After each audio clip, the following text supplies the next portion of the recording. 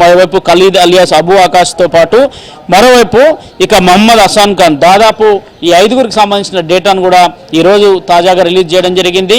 సాయంత్రం అవుతుందంటే చాలు బార్డర్లో కొంత ఉద్రిక్త పరిస్థితులు నెలకొన్నాయి. మరోవైపు కేంద్ర ప్రభుత్వం మాత్రం ఆపరేషన్ సింధూర్ను అత్యంత తీవ్రతరం చేసేందుకు కూడా ఇప్పటికే సన్నాహాలు చేస్తుంది. భారత ఆర్మీకి కూడా అవే సూచనలు చేసింది. త్రివిధ దళాలకు ఈరోజు మరోసారి ఫ్రీ హ్యాండ్స్ ఇచ్చినట్టు కూడా తెలుస్తుంది. త్రివిధ దళాలు జరిపిన చర్చల్లో కూడా ఈ రోజు కాక పాకిస్తాన్ కాక ఇంకొంత కవ్వింపు చర్యలకు పాల్పడితే మాత్రం వాటిని తిప్పికొట్టినప్పుడు సమర్థవంతంగా కూడా అనేక చర్యలు చేపట్టాల్సిందిగా కూడా ప్రధాని మోదీ త్రివిధ దళాలకు వివరించినట్టు తెలుస్తుంది. అందుకే ఆపరేషన్ సింధూర్కు సంబంధించిన అంశంలో ఈరోజు కేంద్ర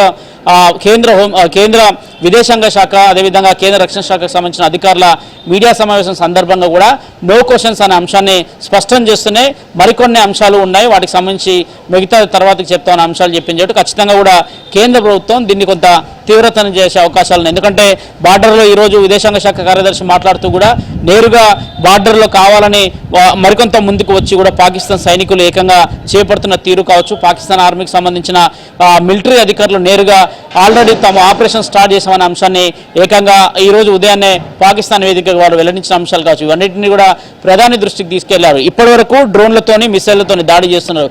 ఇంతకు మించి పాకిస్తాన్ ఇక ముందడుగు వేస్తే గక ఎలాంటి చర్యలు తీసుకోవాల్సి ఉంటుంది? ఒకవేళ అర్ధరాత్రి పూట ఈ రోజు కూడా అదేవిధంగా కూడా మరోసారి డ్రోన్లతోని మిసైల్స్తోని భారత్ను లక్ష్యంగా చేసుకొని మరికొన్ని ప్రాంతాలు లక్ష్యంగా చేసుకుంటే గక ఎలాంటి చర్యలు చేపట్టాలనేది ఉంటుంది. మరోవైపు నిన్న జరిగిన ఉగ్రదాడుల్లో దాదాపు పాకిస్తాన్ ఆర్మీ అంతా కూడా భారత సైనిక స్థావరాలు లక్ష్యంగా చేసుకుంటున్నాయి. భారత సైనిక స్థావరాలకు సంబంధించి జమ్మూ కాశ్మీర్, శ్రీనగర్, పూంచ్ సెక్టార్లో కావచ్చు, మరోవైపు పంజాబ్కు సంబంధించి పఠాన్కోట్ ఏరియాలో కావచ్చు, ఈ ప్రాంతాలన్నింటినీ కూడా కొంత పాకిస్తాన్ ఆర్మీ కూడా ఎప్పటికప్పుడు మానిటరింగ్ చేస్తున్నట్టు పాకిస్తాన్ ఆర్మీ కేవలం భారత సైనికుల లక్ష్యంగా కూడా దాడులు చేసే అవకాశం ఉన్న నేపథ్యంలో వాటికి సంబంధించిన అంశాలలో కూడా కొంత క్లారిటీ తీసుకున్నట్టు కూడా ఈరోజు తెలుస్తుంది. మరోవైపు కొంత ఫేక్ ప్రచారం చేస్తున్న అంశాన్ని కూడా చాలా స్పష్టంగా చెప్పారు. ఫేక్ ప్రచారానికి సంబంధించి S-400 సంబంధించిన సుదర్శన చక్రకు దాదాపు సుదర్శన చక్రాన్ని ధ్వంసం చేశామనేది కూడా ఫేక్ ప్రచారాన్ని నిర్వహించారు. అదేవిధంగా భారత్కు సంబంధించిన 3 ఆర్మీ బేస్ క్యాంపుల పైన కూడా పాకిస్తాన్ దాడి చేసింది. 3 ఆర్మీ బేస్ క్యాంపులను సైతం కూడా ధ్వంసం చేశామనే అంశాన్ని కూడా వాళ్ళు అనేక వేదికల వద్ద కూడా విష ప్రచారం చేశారు. వాటన్నిటిని కూడా భారత్ కొట్టిపాడేసింది. భారత్కు సంబంధించిన ఎక్కడైతే ఎయిర్ బేస్ క్యాంపులు ఉంటాయో ఆ క్యాంపులకు సంబంధించిన ఫోటోస్ సైతం కూడా ఈరోజు మీడియా సమావేశం సందర్భంగా కూడా రిలీజ్ చేశారు. ఎక్కడ కూడా ఎలాంటి ఘటనలు చోటు చేసుకోలేదు. అసలు భారత్ వైపే వారికి సంబంధించిన మిసైల్స్ కావచ్చు, అవి కావచ్చు అంశాలు కూడా ఎక్కడ కూడా ఇక్కడ ఎయిర్ బేస్లకు సంబంధించిన అంశాలను కూడా దాడి చేయలేదనే అంశాన్ని చాలా స్పష్టంగా చెప్తున్నాయి. మరోవైపు వీలైతే కఠిన చర్యలు తీసుకుంటామని చెప్తున్నారు. ఇప్పటికే 4 ఎయిర్ బేస్ల పైన ముఖ్యంగా పాకిస్తాన్కి సంబంధించిన డ్రోన్లు ఎక్కడి నుంచి అయితే మొదట ప్రారంభమైతే ఎయిర్ బేస్ నుంచి ఆ ఎయిర్ బేస్లను ఏకంగా భారత వైమానిక దళాలు పూర్తిగా మట్టుబెట్టాయని చెప్పాల్సి ఉంటుంది. కాసేపటి క్రితమే జమ్మూ కాశ్మీర్లో కూడా కొంత తీవ్ర పరిణామాలు చోటు చేసుకున్నట్టు కూడా తెలుస్తుంది. జమ్మూ కాశ్మీర్లో ఏకంగా ఎయిర్పోర్ట్ను లక్ష్యంగా చేసుకొని కూడా కొంత డ్రోన్ దాడులు చేసే అవకాశం ఉందని కూడా ఇంటెలిజెన్స్ హెచ్చరికలు జారీ చేసిన నేపథ్యంలో జమ్మూ కాశ్మీర్లో కూడా కొంత అలర్ట్ ప్రకటించారు. మరోవైపు జైసల్మేర్లో చూస్తే మాత్రం కొంత నిన్న రాత్రి ఉద్రిక్త పరిస్థితులు జైసల్మేర్లో మొదలయ్యాయి. నిన్నంతా కూడా బ్లాక్అవుట్ ప్రకటించారు. ఈ రోజు కూడా బ్లాక్అవుట్ దాదాపు 26 జిల్లాల్లో కూడా బ్లాక్అవుట్ ప్రకటించే అవకాశం కూడా చాలా స్పష్టంగా కనిపిస్తున్నాయి. ఎందుకంటే అర్ధరాత్రి మొత్తం కరెంటు తీసిన వేళ అనంతరం తిరిగి జరుగుతున్న దాడులను ఒకసారి మనం చూస్తే గక దాదాపు నిన్నంతా జరిగిన దాడులు కూడా అదే కోవల్లో జరుగుతున్నాయి. ఈ రోజు కూడా బ్లాక్అవుట్కి సంబంధించిన అంశంలో కూడా కొంత కేంద్ర ప్రభుత్వం నిర్ణయాలు తీసుకుంది.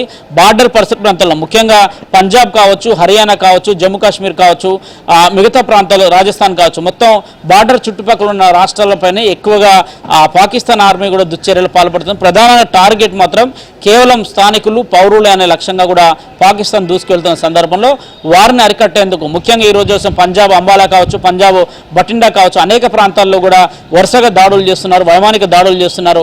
పెద్ద పెద్ద మిసైల్స్తో కూడా దాడి చేస్తున్నా కానీ వాటిని భారత్ తిప్పికొడుతుంది. అలాంటి దుశ్చర్యలకు మరోసారి పాకిస్తాన్ పాల్పడకుండా ఈ రాత్రికి భారత్ ఒక సీరియస్గా ఈ అంశాన్ని తీసుకొని ఖచ్చితంగా వారికి బుద్ధి చెప్పే ప్రయత్నం అయితే చేయబోతుంది.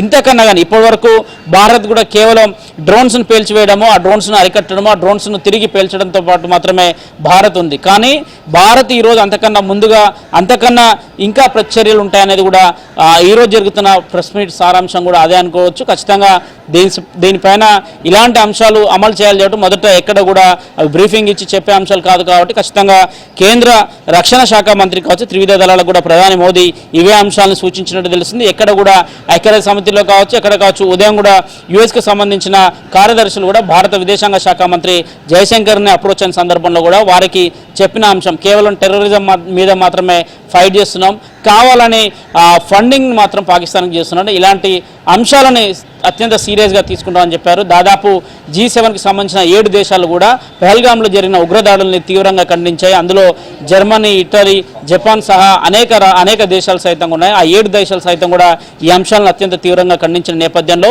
ఈరోజు సాయంత్రానికి ఏం జరగబోతుందని కూడా కొంత ఉత్కంఠత నెలకొంది. జమ్మూ శ్రీనగర్ ప్రాంతాల్లో మాత్రం ఉన్న ప్రజలకు మాత్రం కొంత భయాందోళన మాత్రం ఉన్నారని చెప్పాల్సి ఉంటుంది. ఏ సమయంలో ఏ షెల్ వచ్చి తగులుతుంది, ఏ కాల్పులు ఏ విధంగా జరుగుతాయనేది కూడా రక్షణ లేని పరిస్థితి నెలకొంది. వారందరినీ కూడా కొంత ఇతర నివాసాలకు తరలించేందుకు కూడా ఏర్పాట్లు చేస్తున్నారు. బంకర్లు ఎక్కువ ఉన్న వాటిలో బంకర్లను క్లీన్ చేసి ప్రజలందరినీ కూడా సాయంత్రం కాగానే బంకర్లకు వెళ్లాల్సిందిగా ఇప్పటికే అనేక రాష్ట్రాల్లో సైరన్లను కూడా ఏర్పాటు చేశారు. పంచకులలో హర్యానా పంచకులలో సైతం కూడా అనేక వైమానిక దాడులు చేసేందుకు కూడా కుట్ర పడినట్టయితే తెలుస్తుంది. శంకర్.